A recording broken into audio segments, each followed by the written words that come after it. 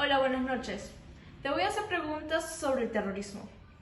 Mi primera pregunta para ti es, ¿cuál, en tu opinión, fue el grupo más afectado por el terrorismo?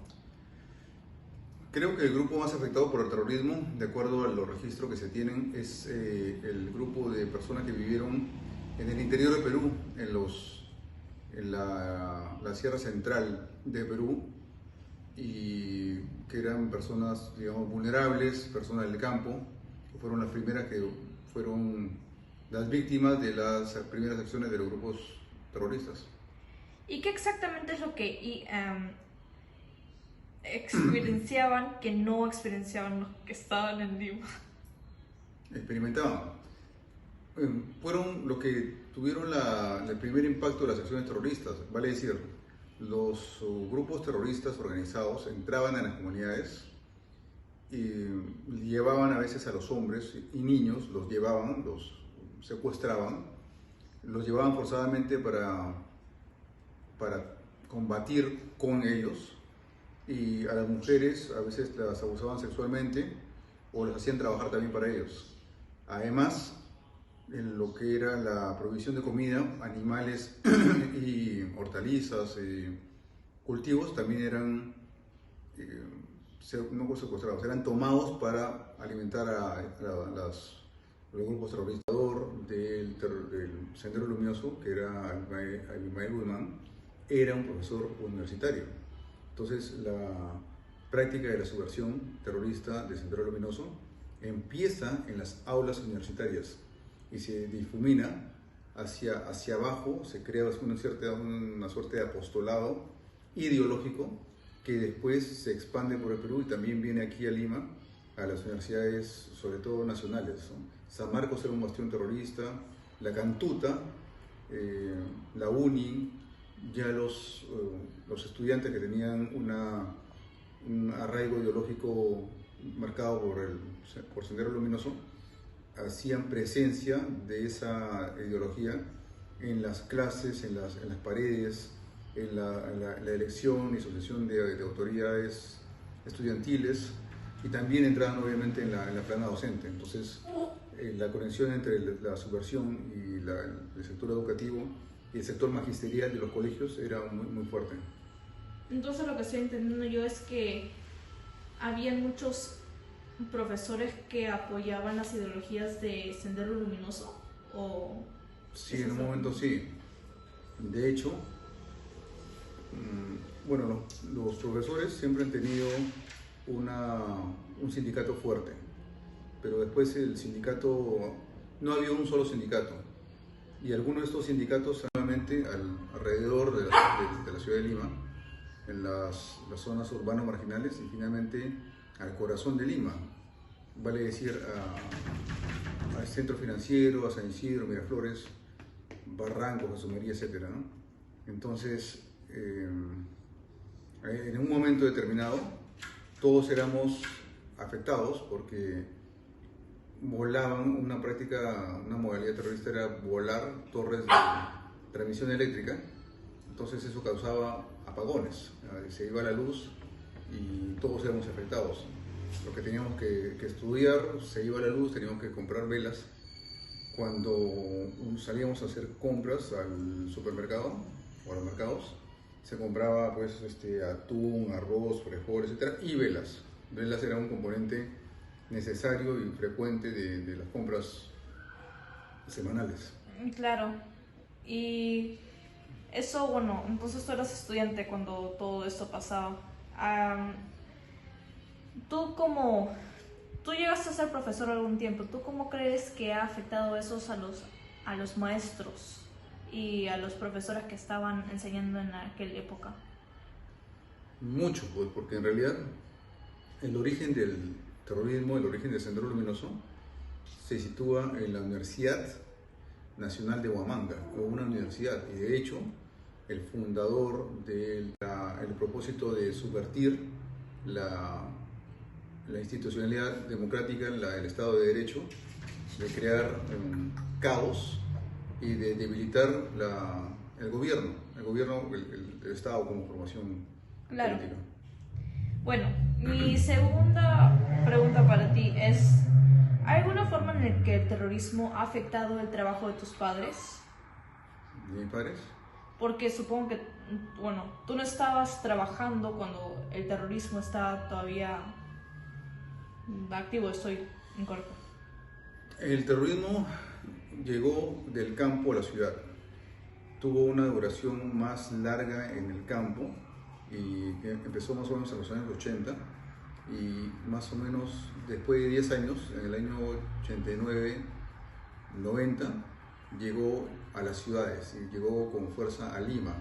También nuevamente alrededor de la ciudad de Lima, en las zonas urbanas marginales y finalmente al corazón de Lima, vale decir al centro financiero, a San Isidro, Miraflores, Barranco, Jesús María, etc., ¿no?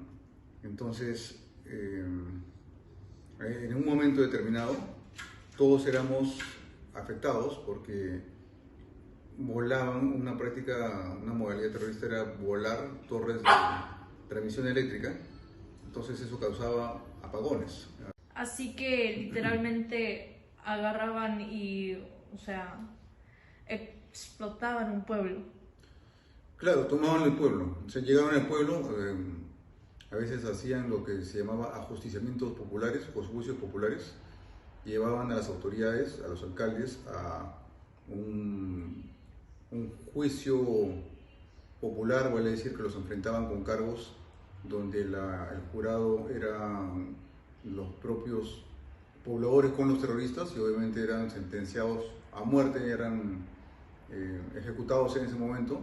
Con eso justamente se creaba el terror, se creaba la autoridad del terrorista y el imperio de lo que decían los terroristas. Entonces esos pequeños caseríos y pequeños pueblos eran tomados por la autoridad vigente o efectiva del terrorismo.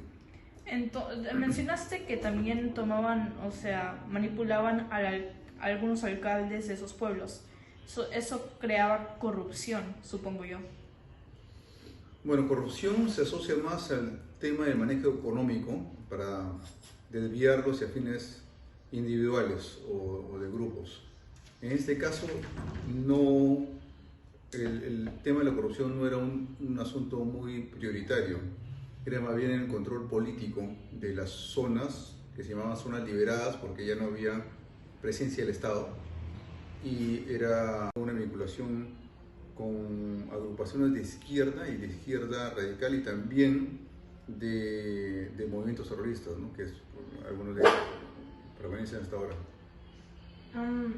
Bueno, muchas gracias. Mi siguiente pregunta es, ¿cuáles medidas que tomó el gobierno fue la más impactante en tu opinión? A ver, ¿puedes formular normalmente, por favor? ¿Cuáles medidas que tomó el gobierno en este tiempo fueron las más impactantes, para el bien o para el mal? O sea, ¿cuáles son acciones que hicieron bien o cuáles acciones hicieron mal que impactaron la población de Perú? Bueno, había un clamor de toda la población de tomar medidas de represión y definitivamente el gobierno tomó sintonizó con ese clamor de poder organizar a las fuerzas del orden para contrarrestar el avance del accionar terrorista. No obstante, en un primer momento, o en varios momentos de la lucha contrasubversiva, hubo denuncias también de excesos, de que, bueno, por un lado entraban los terroristas, como lo he mencionado, tomaban a la ciudad, tomaban los bienes, secuestraban a las personas, abusaban de las mujeres, etc. Pero por otro lado entraba la Fuerza Armada y a veces, como la población tenía que tomar partido de alguna manera amenazada por los terroristas, las fuerzas del orden a veces veían que ese era un sitio donde había presencia terrorista, entonces tenía una práctica de represión que a veces era excesiva o indiscriminada, o sea, estaban un poco mezclados. Entonces, eso significó un problema y también significó que hubiera una suerte de polémica respecto al apoyo de las Fuerzas Armadas, porque en algunas localidades se veía a la Fuerza Armada con tanta suspicacia o con tanto rechazo como también a los terroristas, entonces estaban entre como dos fuegos, ¿no? Entonces, una acción importante que tuvo el gobierno fue tratar de tener una política asertiva, de acercamiento a la población, justamente de vencer esa resistencia que existía en algunas localidades contra las Fuerzas Armadas, ¿no? De reforzar la idea de que las Fuerzas Armadas eran las fuerzas del orden que estaban del lado de la defensa, del Estado de Derecho, de la defensa finalmente de la ciudadanía. Y por otro lado, apostar por la inteligencia. La inteligencia es el estudio de la información que va dirigido a penetrar al enemigo, de saber cuáles son sus prácticas, de saber cuál es su organización, de saber dónde están, quiénes son, a través de infiltración y de trabajo se llama así, de inteligencia. Entonces, por un lado, el convencimiento de la población, el ganarse a la población; por otro lado, el penetrar su organización a través de inteligencia; y por otro lado, la autonomía que tuvo un cierto grupo élite muy especial, que tuvo el encargo de la captura del líder, ¿no? Del movimiento terrorista, del grupo terrorista Sendero Luminoso, que con una función muy metódica, muy disciplinada, logró identificar dónde estaba ubicado y capturar a Ismael Guzmán en la cúpula. Claro. Y después de eso se produjo una serie de capturas en cadena y se desbarató la estructura medular del Sendero Luminoso. Sí, así fue. Y bueno, muchas gracias. Y mi siguiente pregunta es, personalmente, ¿cuál noticia te ha perturbado más? ¿Alguna historia, algún evento que... Posición en la toma de posición de la ciudadanía respecto a la lucha contra el terrorismo. ¿Y tú tienes alguna historia o sea, conoces a alguien que sufrió algún acto, un asalto terrorista? ¿Sí o no? No directamente, pero bueno, yo he trabajado en el Ministerio de Defensa y han habido algunas personas que fueron víctimas directas, o sea, un miembro de las Fuerzas Armadas, miembro de la Marina de Guerra de Perú, que fueron asesinadas por los terroristas por desempeñar una función de representación, de alta representación de las Fuerzas Armadas. Entonces, digamos que la familia de la Marina de Guerra, de la Fuerza Aérea, del Ejército Peruano, sí tienen esto muy presente, ¿no?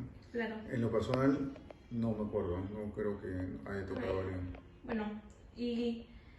Bueno, me acabo de acordar de que, pues, el MRTA llegó a capturar al ministro de Japón.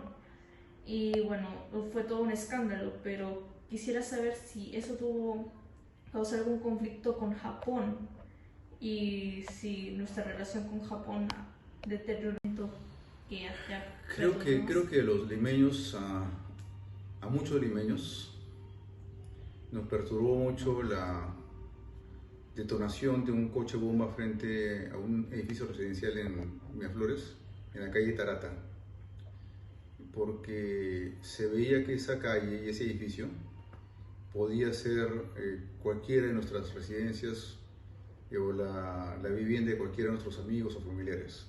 Entonces, ese atentado tan brutal fue un despertar, ¿no? Porque se escuchaban las noticias del accionar de las bandas terroristas lejos de Lima, lejos de la esfera personal y familiar. Pero cuando remece el coche bomba Tarata y cuando se estructura ese edificio se colapsan básicamente, y el edificio se vuelve inhabitable y se encienden llamas. Se vio muy cerca, ¿no? El movimiento terrorista se vio como que era algo que no estaba lejos, sino que podía tocar directamente a las personas y las familias, y que estaba ya a la vuelta de la esquina. Entonces, ese evento fue un evento bastante significativo en la posición. Deterioró por eso.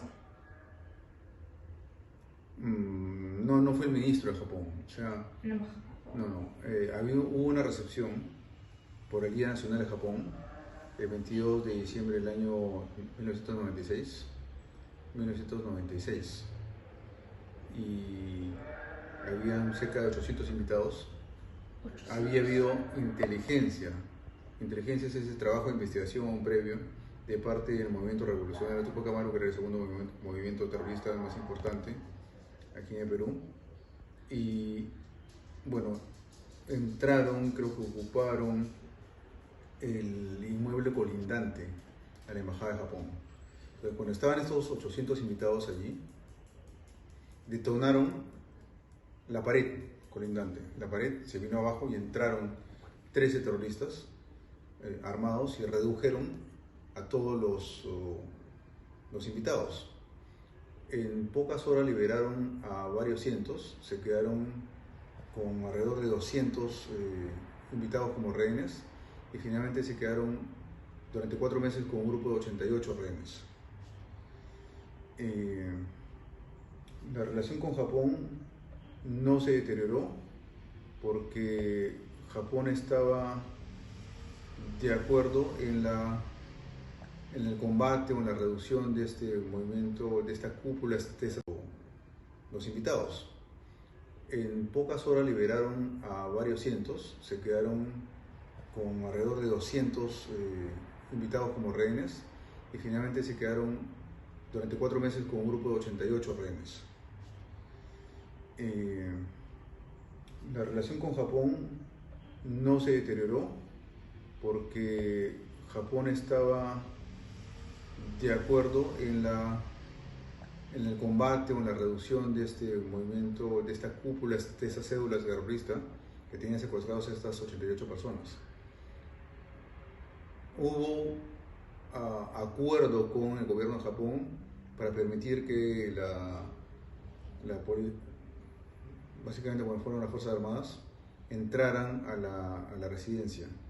Hubo algún roce, pero en el fondo estaban de acuerdo en reducir, en solucionar esa crisis. O sea que no hubo un impasse mayor, ¿no? Claro. Y bueno, esa es mi última pregunta para ti. ¿Conoces? Ya pregunté, perdón.